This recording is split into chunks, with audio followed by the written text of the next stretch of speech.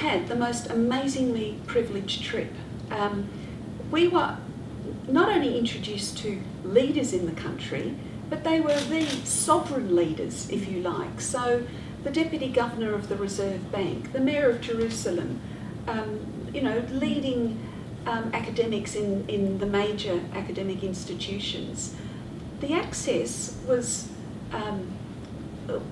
profound, it really was. And you don't, if you go to a country and you get a briefing on the economy of the country, what better person to brief you than the Deputy Governor of the Reserve Bank? And I actually found her presentation just, fantastic.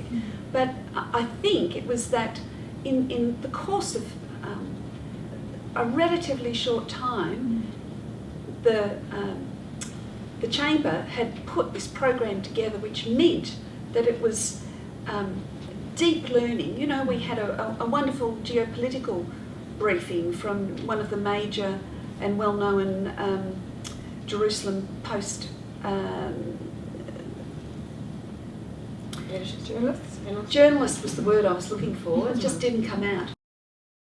Like Fiona meeting the Deputy Governor of the Reserve Bank, and also too the fact that she told us so much about Israel, about its working, about women's involvement too, and also took the time as well to actually put a presentation together showing similarities between Israel and Australia too.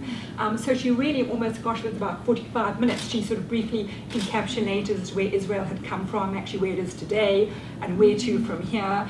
And then also, as I was saying, similarities between Israel and Australia too. So that for me was certainly a highlight, but also too was a highlight also attending the Cisco presentation, and also from there actually having a little bit more sort of meat into it as well about the cost of wages, for example, in Israel versus Australia versus America. I mean, why also is Israel ahead of the game, apart from just in terms of the sheer drive and the sheer startup nation, but also with their cost base is lower, their productivity is higher. So they've already got that triple edge almost ahead of us and ahead of some other Western countries too. So for me was that insight, but also just seeing the amazing female entrepreneurs, with their can-do attitude and will try and standing up, in front of us just with this idea, etc. And the sheer energy and to use Jill's word, the sheer chutzpah of it all. One of the highlights was the cultural highlights that Fiona mentioned, discovering the Judeo-Christian, having a look at the major sites. I describe it as Bible Disneyland. It was it was almost like a theme park. It was just extraordinary to go to many of these sites that pilgrims go to have a look at what we read about in the Old and the New Testament, and I found that quite extraordinary and quite moving as well. And I won't forget that. The other real highlight was spending the time with the other 36 or 38, I've forgotten the number now, women that we had. And again, that was one of the reasons I did want to go, to be there with a group of female corporate directors, both old and much younger. I felt quite old on the trip. There were lots of wonderful young women there. And I felt a sense of responsibility, having been involved in boards for quite a number of years now, 25 years or so, to be there as representing women and talking to younger women as well over that whole period of time. You do not get that opportunity to spend a week where you develop a conversation. So it wasn't just in sound grabs that you might get at a lunch or a business meeting. It was a fantastic opportunity to develop quite a long dialogue and conversation with people over different ideas and different aspects of the issues that women might face around the boardroom table, or the issues that younger women might face when they're looking at having a family, what do they do with their work, all those sorts of issues that are particular to women, where you feel more comfortable about discussing it in that environment. So that was a particular highlight for me, and I think it was a terrific thing to have. And that was a serendipitous part of it too, because we were on a bus and we had these two beautiful young men as our bodyguards, and but quite naturally, each time we got on and off the bus, almost unconsciously, all of us would go and sit with someone else. So it meant over the course of that week, you'd have these intense conversations with the different women, and it was just wonderful. It was really enjoyable. was just lovely. I think for me there were three outstandingly new lessons. And the first relates to the point that Fiona and Jane and Jill have made, and that is experiencing it with other women gave it a very special edge. The women were incredibly, and I say this as a complete generalisation, but every bit of it's true. The women were incredibly enthusiastic. Every meeting was a meeting that someone in the group thought was a highlight, and so everybody was engaged. No one ever fell asleep. We were full of questions, full of energy. No one ever wanted to leave where we were to go to the next place, and then when we got to the next place they didn't want to leave from that place, and so it was this constantly interested and engaged group, and that was very special.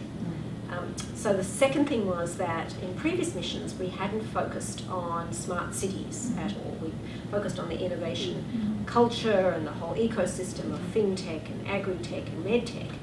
But the smart cities was new for me, and it was a particular interest, of course, of Lucy Turnbull's. And we had the opportunity to meet with the Mayor of Jerusalem, as well as the Deputy Mayor and other tech aspects of Tel Aviv. And both of those were very interesting and new, and gave an insight to me in relation to the whole, not only an ecosystem of startups, but the way in which that ecosystem has translated into making living better for those living in Israel. Living in Tel Aviv, an absolutely digital city with free Wi-Fi everywhere, with digital communities that contacted different groups of people with different activities, and not having to use your credit card for parking stations and so on and so on, that it had translated into smarter cities. I thought that was fascinating. And the third thing was just to actually see the journey that we took people on, from starting at the Israel Museum, sort of the whole history of Israel and Jerusalem and Yad Vashem, the sort of major Holocaust experience that people could then see something of, and then into the Startup Nation. And that journey, I think, every time I see that, it's a new journey because people experience it differently. And I think putting it in context like that, having the time to spend a few days seeing the cultural side of Jerusalem, and then Yad Vashem, as I said, and then the nation as it is today, that was a fabulous experience for me. So the ecosystem, it's not dissimilar to ours. The component parts of the Australian startup ecosystem, they're all there in many respects. I think one of the key differences for me lies in about three areas. The first one is, and it goes to Gillian's comment about the value in seeing the Holocaust Museum and the historical sites. This is a nation that is under constant existential threat, and a society where the history of that society tragically has faced that for millennia. And that means that the modern society has a fundamentally different perspective on business risk. You know, if they get up in the morning and it's another beautiful day in Tel Aviv or Jerusalem, and the family are well, and you know, it's a great looking day, then actually, tragically, they're ahead of where their ancestors have been. So that means that they're willing to take risks in business. So their perspective on failure is quite different. And we saw a number of them do this. So what? I failed a business, big deal. That means I've got much more chance of being successful next time. And that business risk is and its risk appetite is really different. The second thing, which is fundamentally different, is that at the latter years of high school, all of the students, regardless of which school they're at, go through a form of capability assessment, or probably IQ test, certainly personality test. And that's done so that the army, when they do their national service, can guide them into the right division. And until a decade or so ago, the really bright kids went into the Air Force, but over the last 10 or 15 years, the exceptionally bright kids have gone into the cyber division, which does both cyber defence and offence. Now, what that means is you've got the brightest kids in Israeli society, and they're given the best toys in the world to play with, and then they go to university at a far more mature age when they've got a much more knowledge of self as well as interests of what they might like to do when they grow up. By the way, they've already grown up because they've been in the army. And getting back to the business risk issue, they've got the appetite for risk, so they'll start up a company. And because there is a very well-defined process of how you do that, and a well-structured path, they get access to risk money and they have a go. And if it fails, they have another go. But after a while, they become very successful.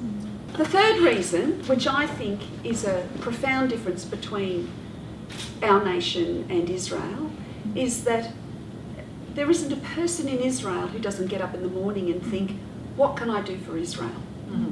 And actually, that's a fundamental difference between our countries, regrettably. I'd like to bottle that and bring it home. Because if you've got that attitude, actually, when you go into the army to do your national service, and then when you go to university, at the end of the day, you're wanting to do something great for your nation. And I think that is a profound and very significant difference. The question for us now is, how do we, having understood that value chain and how it gets created, how can we introduce that into Australian society? Perhaps we can't have conscription here, but perhaps we can have a way of identifying the best and brightest and channeling them into the right structured learning environment. Perhaps we can start doing something about motivating our young people to get up and think what's best for Australia. I do think, and I'd be delighted to have other comments, the other major difference on that whole startup journey is the government. Yes. Because the government is there with the first dollar at risk. So the Office of the Chief Scientist is there and was set up 20 or so years ago as a way to drive this startup nation and put at least $500 million US dollars at risk as the first investor.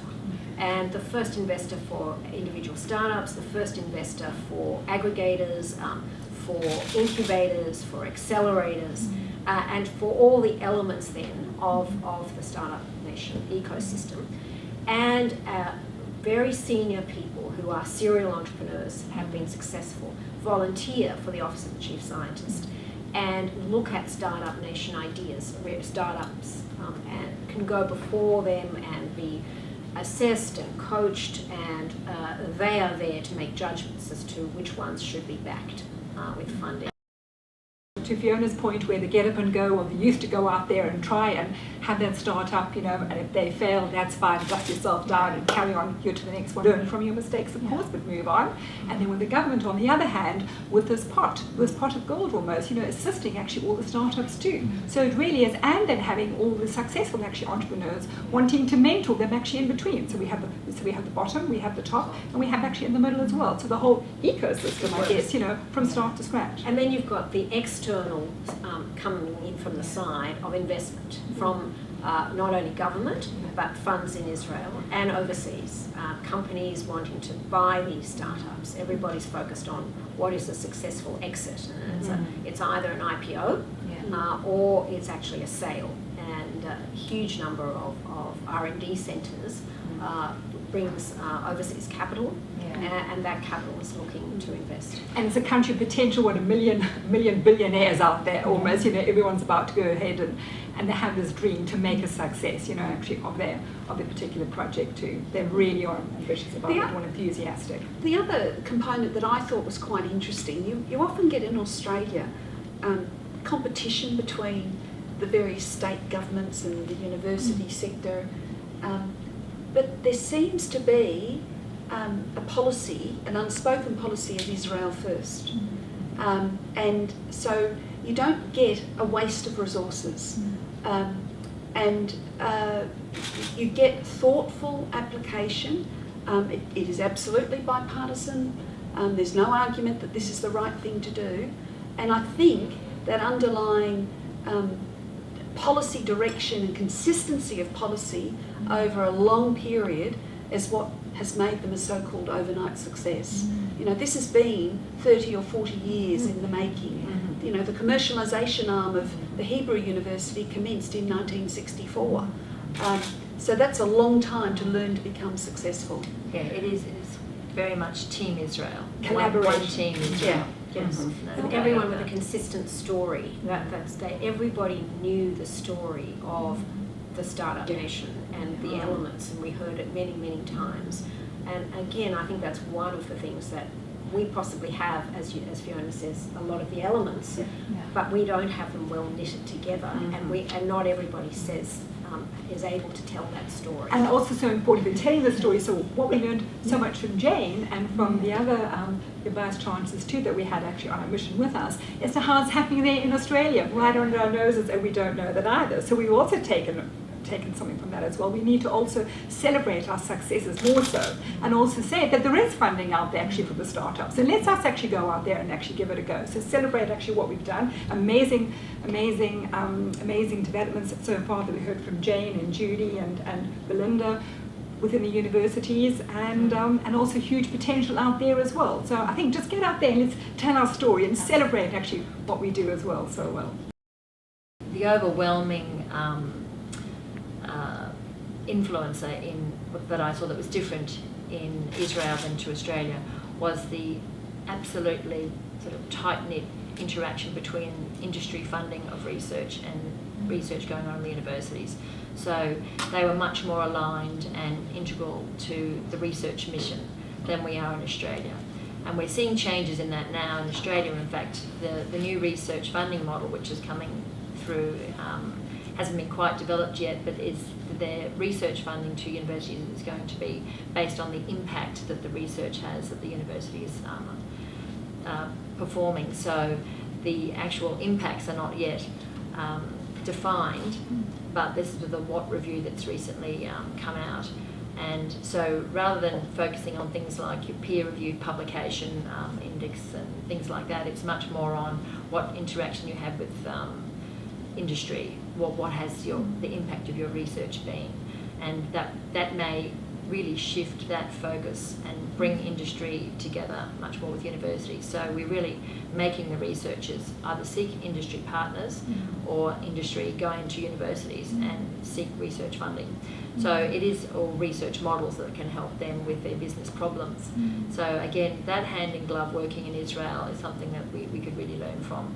But having said that, we do actually have many universities, many of the research intensive universities already do have strong relationships with certain industry partners. So we see it in Queensland especially, and I think Western Australia too. In the mining industry, we have lots of partnerships there currently.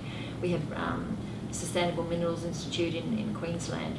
We have many of the drug companies, the international drug companies, who go and visit the universities, and we have strong partnerships again with those in many of our research intensive universities.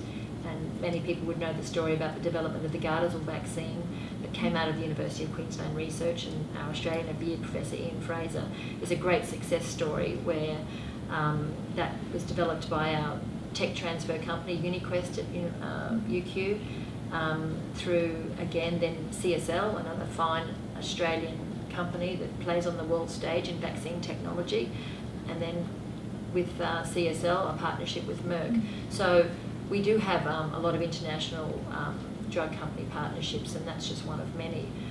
2/3 of the MRI scanners in the world have technology out of the Advanced Imaging Centre from University of Queensland too, which was licensed to GE. So we do have so many good stories to tell. Cochlear, Resmen, I could just keep on telling you lots of good examples. So we have an innovative culture in Australia. It's just how to make sure it doesn't remain siloed, and how we can make sure that research is best, whether it's in CSIRO or in the universities, best translated into outcomes where we're company builders.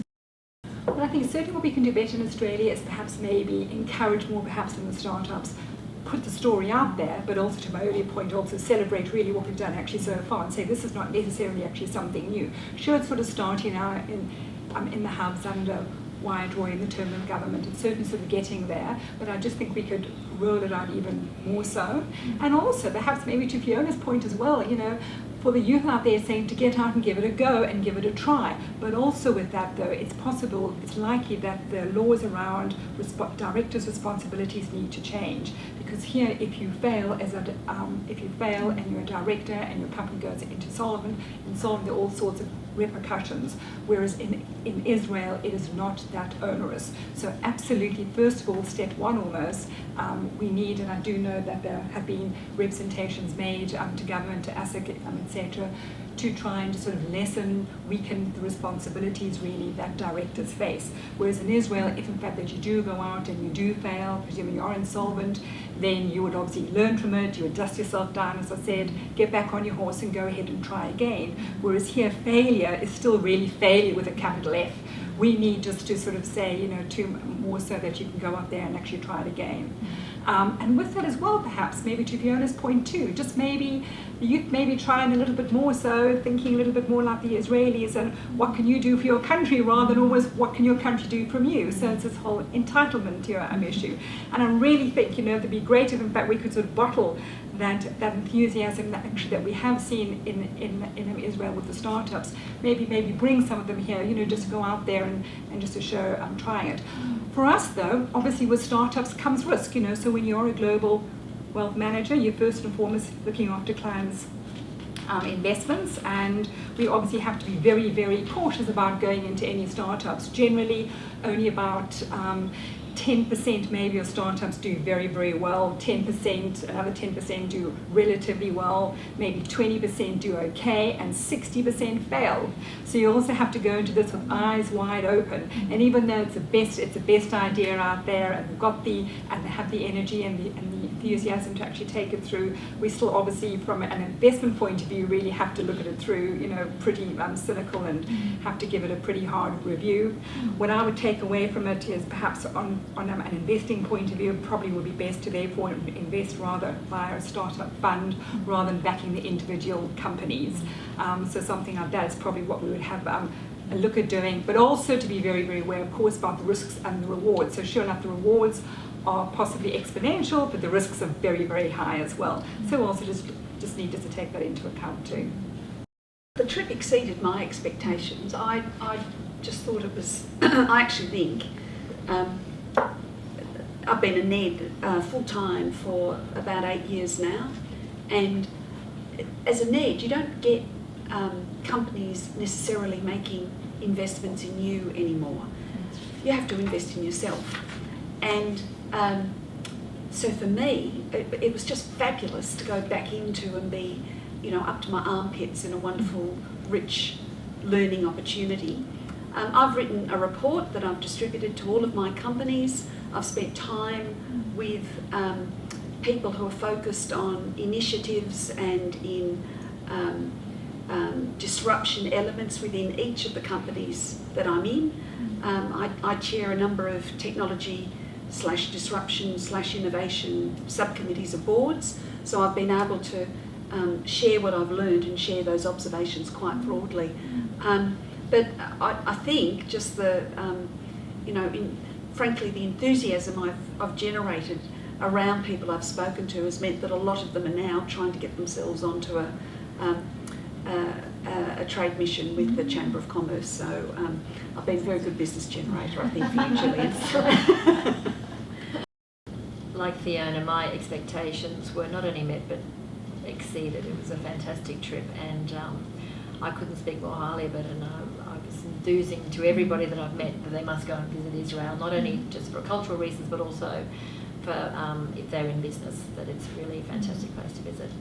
I guess I had some slightly different takes from my point of view of what did I take back for the University of Queensland, especially where we have a very successful tech transfer company already in UniQuest, but there's a whole new revisiting how we do things and what we do because of the new innovation statement that's come out recently and what our response to that statement is going to be, the new impact research funding model.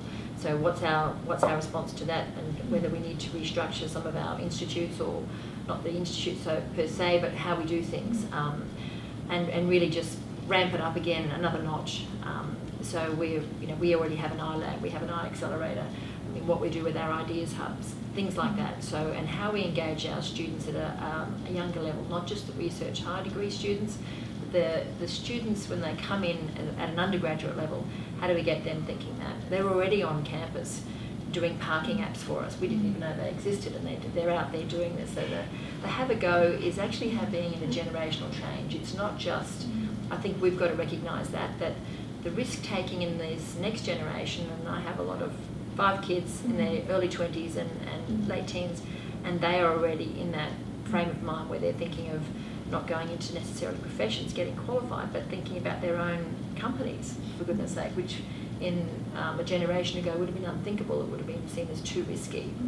So I think that's the big takeout for me, is that what we now do with our undergraduates as well, and also as a NED, how we incorporate a lot of the innovation that's in these younger companies into large companies that we might be on the board of, how that is actually going to influence how we do our business in the future. So we're all, know the buzzwords of disruption. What does that mean for our business? Will our business model be changed dramatically, or slowly, or what does it mean for us? And I thought that was a really interesting takeout for me too, as to how we incorporate that into our thinking.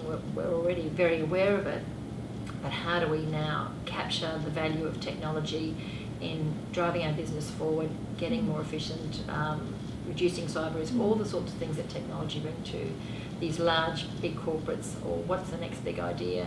Mobileye that we visited was fascinating, looking at driverless car things. How's that going to have a major impact on us in all the different companies, medical companies? What are the nanotechnology, micro robotics, all this sort of thing? What's that going to do to medicine of the future? So that was fascinating.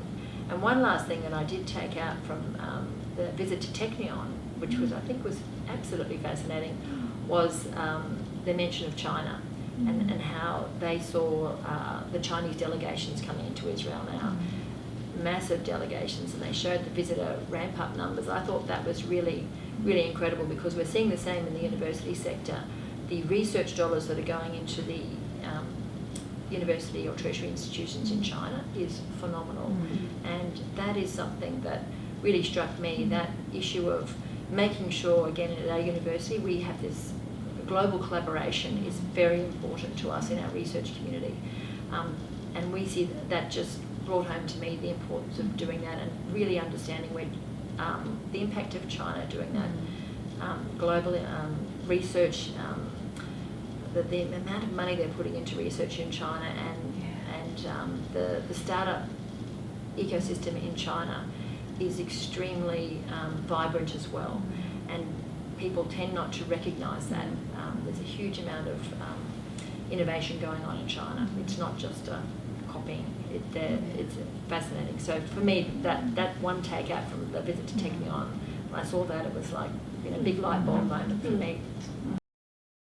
Well, likewise, meeting 34 amazing women, learning from them. I mean, I think we were age group from sort of 20s actually to the 60s, from the young startups to our seasoned company AICC directors. Just the sheer interaction, the energy, the sharing of ideas, chatting to some of the younger women, as to how they manage the work-life balance, whether their husbands or stay at home looking after the children, and just giving them some advice, as to how to go on their journey from here. So that was fascinating, just the sheer warmth, and almost like a sisterhood of the women together. It was just food, it was daily food for the soul.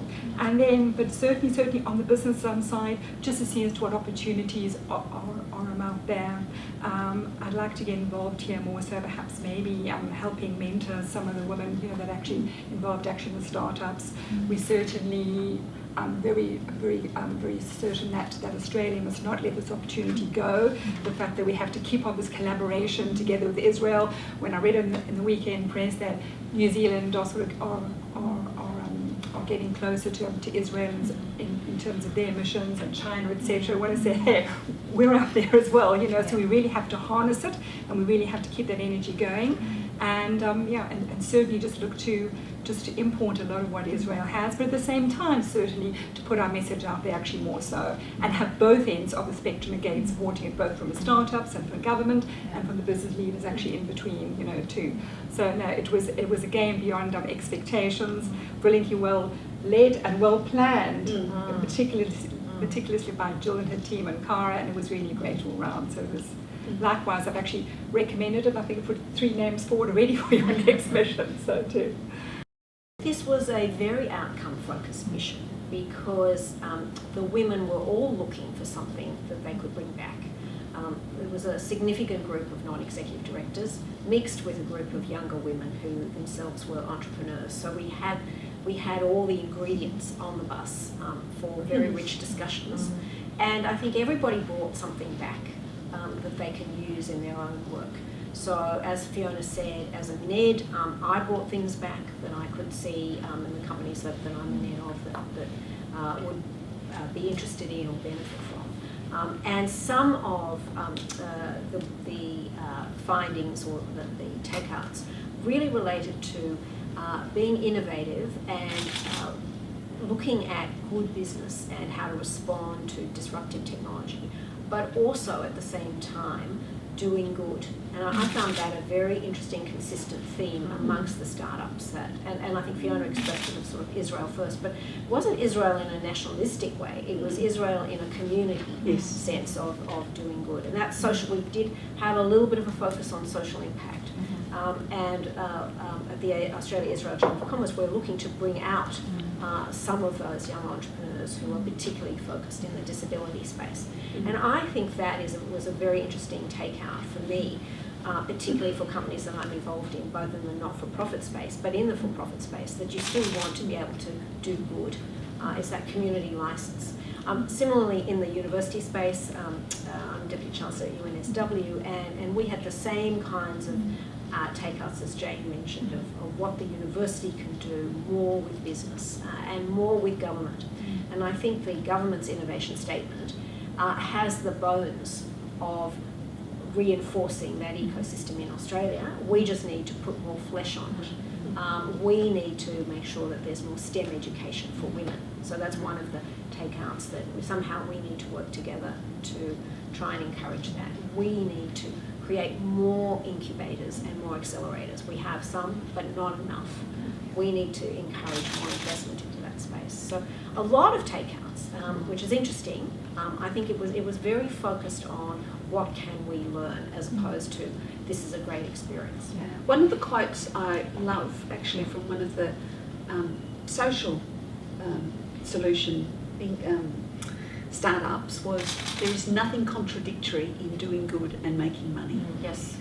And it was a very simple. It was just uttered almost as an afterthought, but I thought that was a really powerful concept that often gets lost in Australia. Yes. No. And I'm very interested because my daughter, being in a startup on social impact, as in that whole area of social impact, and so it was very interesting to see that. In a very alive and vibrant economy, that they're also focused on doing that. I might just start with one very small comment, and that is we should recognise that Israel also has the same issues for female entrepreneurs. And the numbers there, even though men and women go into the army in equal numbers and therefore have that opportunity for being in the intelligence or being in cyber and coming out with wonderful training and exposure to science, their numbers as female entrepreneurs are still much lower than male entrepreneurs. So we shouldn't think that they've solved the diversity issue. And then also actually back to that comparative analysis that the Reserve Bank did, actually Israel supports after school care and preschool to a lesser extent than Australia. So Australia actually has more support actually when it comes to after school care and to preschool as well. And our female participation in the workforce is about equal. Yes, in yes, Australia as similar. well, so Yes, it's not high. yes. Not great. The glass ceiling's still there, Yes. but Well, the so- participation But I is- think yes. two things. Well, the glass ceiling might be there, but I think all the major regulators, for example, bar one, are all led by women, major institutions. So there is acceptance of that. I think, to me, the major takeout that we can bring back to Australia is that the ecosystem has to support female entrepreneurs. And that one element of the ecosystem that they have there is that successful entrepreneurs are there to mentor new entrepreneurs. And it's seen as part of the joy of being an entrepreneur is that you have wisdom to offer. And so we need to encourage that more in a more structured way through the hubs and through the accelerators. At the moment, I think it happens informally. And there are also special spaces that people have created where female entrepreneurs can gather because they know that people having a shared space can mentor each other and help each other. And so we need to see that. But that's part of the development of our ecosystem, I think, in Australia, that we don't have sufficient numbers of hubs and we don't have sufficient numbers of accelerators. I mean, that was actually one of the really interesting things. We go to one of these female-only entrepreneur spaces, and you'd reasonably expect to be lobbied for money, but instead you'd have this chutzpah in your face, which was, "What advice have you got for me? I want it now." And it was initially it was quite confronting until you got used to it, but they just want to learn and get on and be successful, and that was real magic. It was lovely to see. On just a quick comment on balance too. I mean, it's not all rosy. There are some issues, and I thought it's probably worth mentioning that whilst it had some, most of it was just an incredibly positive experience and positive message and so many things that we could learn. There's also those little warnings that it did feel slightly to me like a startup bubble. Yep. You did have that sort of sense that it, just so, everybody, even the waiter, instead of being in LA, a waiter ready to be discovered, they were, somebody there was just waiting to be able to work out how to fund their startup. And so it had a little sense of startup bubble. And I know that in Israel, that they do have this issue of how do we make sure that it's not just an IPO exit, listing on NASDAQ or taken over by a large multinational. How do we actually build companies within Israel itself? So where's our Nokias? Why haven't we built Microsoft? And whilst they've got, again, some amazing inventions like the second generation Intel chip and things like that, where are their company builders? And I think that's something that they're confronting themselves as to how to make sure they build these companies within Israel. So we've got to be aware of that in Australia too, because we have the same problem. Small population, isolated geographically, with that small market size, how do we make sure that we are like Cochlear? We keep the company here and we grow from So here. they've done that with Teva, but they Yeah. don't have many Tevas. But the other, I think that's a very valid point. And also, it's not the whole economy is involved in the startup nation. So, there are some aspects of the community who are not included, and there are outreach programs to try and expand the population that is involved in the startup economy and in the non-startup, but the other general economy, and to increase productivity, because I think that is a challenge that all nations face. So the ultra-religious and the Israeli Arabs are being gradually included as part of the workforce, but that is part of the challenge of the Israeli economy. And to your point as well, I think also, just in terms of obviously recognising the fact that men need to play a greater role in terms of support, and that it's absolutely fine if there is a stay-at-home dad looking after the children and running the household, etc. too. So that's absolutely fine as well. So perhaps maybe it's part of the education process as well, that sometimes, not quite celebrated as much, particularly for women actually entrepreneurs actually like yourself to go forward. You've got to have a support base. You cannot do it all, So something has to give in either way. So you have to have that balance, and especially with you running the two businesses, and obviously just having the support base, whether or not from a partner, whether or not from a family, whether or not you're having to pay more in the early days to actually have the nannies, etc., too, to help you on your business, knowing that once all the after school or the primary school is over, that when you go in, that when your children are at high school or at university, then you're on the career path. So having, it's just a fine tune, it's just balancing it actually all the time, but having that support base is so important. And also from the women as well, who've been there, done that, who can sit down and share their experiences together with you. And then again, like the sisterhood and the network almost, oh, you're doing that or whatever too, and that was amazing, so there was a lot that I had learned, with the younger women as to what they're doing actually these days and how they're managing. So again, this network, I think, is very powerful and very, very supportive. Another point we have missed in our discussion so far, and that is with a population of 8 million people and little or no natural resources, although I believe they've recently found some gas offshore, Israel can only rely on their brains as a society to grow and to grow economically. And therefore their perspective on who is their market, it is always the world. Whereas I do think from time to time in Australia, the perspective is often, oh, my market's, Sydney, or my market's New South Wales. And I think having that global perspective, I found that to be just fabulous. So I think that was my other big takeaway, was if you're going to do something, you need to think big. And also there's actually a common similarity as well between Israelis and Australians, where we also mainly countries of immigrants as well. So we actually have that DNA already, to come in and try and actually give it a go. But true, to certainly think globally, not to be as reliant as we have been in the past on resources or on tourism, but to make our human capital work. We've actually got the ability, let's go out there and really just ramp it up. Can I make one last comment about STEM graduates and STEM education?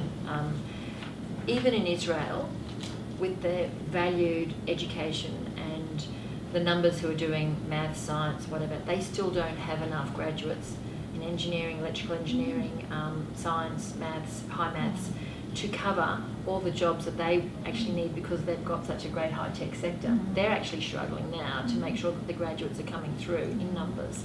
And that to me, sends incredible alarm bells if they can't, in a society like Israel that highly values this and highly values those skills in the army too, where those sort of STEM skills are really most valued. What chance have we got of catching up here when we're seeing our kids not doing the science, maths, the hard maths? We're so far behind the 8 ball now already. We need to somehow turbocharge this issue in Australia. It is really a critical issue. It's talked about, but I don't think really it's understood how poor it is, and not having the teachers in our high schools who actually are qualified to teach these subjects, and kids not recognising, well, they don't do them because they're not taught well half the time, nor are they seen as significant or relevant. And I think this is a really big problem because it takes a long time to get these graduates through. So then we've identified, I think, a whole range of issues that Israel does well that we need to emulate, whether it is thinking globally in terms of markets, whether it's STEM for young people, and we saw amazing educational institutions where young people were being encouraged to be engaged in science and in medicine. Or whether it's making the most of the immigration that we have and the spirit of innovation and putting flesh on those bones. So many, many lessons. But I think the outstanding one for me was one we spoke of at the beginning, and that is the self-belief. And it's tied into a cultural thing of risk appetite, of whether it's directors' duties or the insolvency laws, or the regulator here has been talking about sandboxes and sort of safe places where the startups can evolve and perhaps not have the same fear of failure. But we do need to encourage that self-belief, that particularly together in an ecosystem. And I do think going I take great comfort from the fact that people thought going on an organised mission was great, Yeah. but they didn't find it constraining. No. Or, because I do think my own experience is it does give you opportunities to meet people you would not otherwise you meet. wouldn't. No, Because they're not going to meet one-on-one, but they'll meet with a delegation. And the so- industries too, as Jill has said, from the educational institutions to the startups, to the Ciscos, to the Reserve Bank, to the Mayor of Jerusalem, Tel Aviv municipality, throughout the And there entire wasn't a spectrum minute it was wasted. fun. No. Not a minute No. was wasted.